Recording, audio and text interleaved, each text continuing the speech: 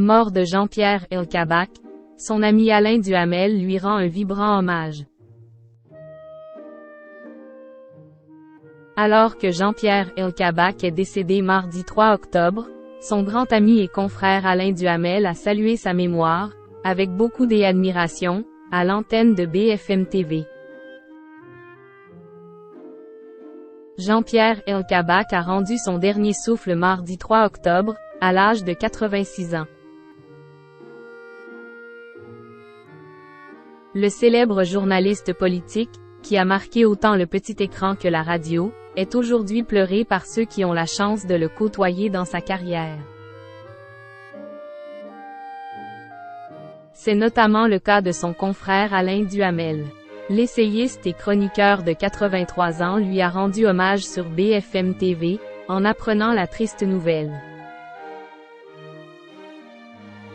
Sur le plateau de Maxime Switek, le journaliste a salué la mémoire du meilleur intervieweur de tous les temps. Je ne connais pas qui lui soit comparable. À la fois par l'incroyable acharnement qu'il mettait pour arracher l'assentiment d'un invité, a détaillé celui qui est membre de l'Académie des sciences morales et politiques, avec admiration. Selon lui, la détermination de Jean-Pierre Elkabbach à arriver à ses fins avec ses intervenants était assez unique. De plus, il a rappelé la méticulosité avec laquelle il préparait ses interviews, jusqu'au bout.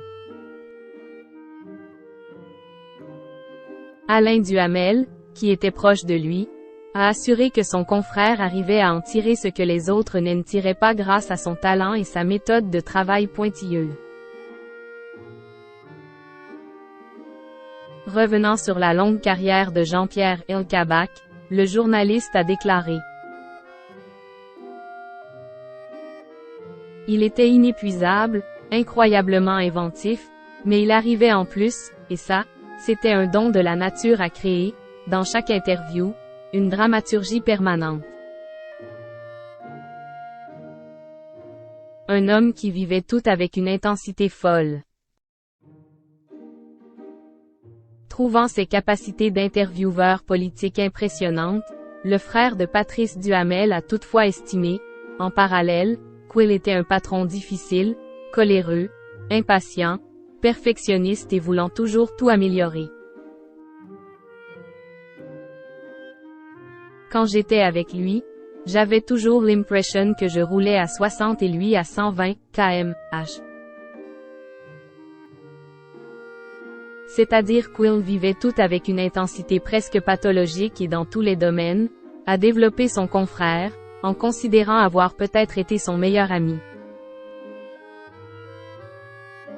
Ayant eu l'habitude de refaire le monde avec Jean-Pierre Elkabbach, Alain Duhamel a ajouté, en toute honnêteté.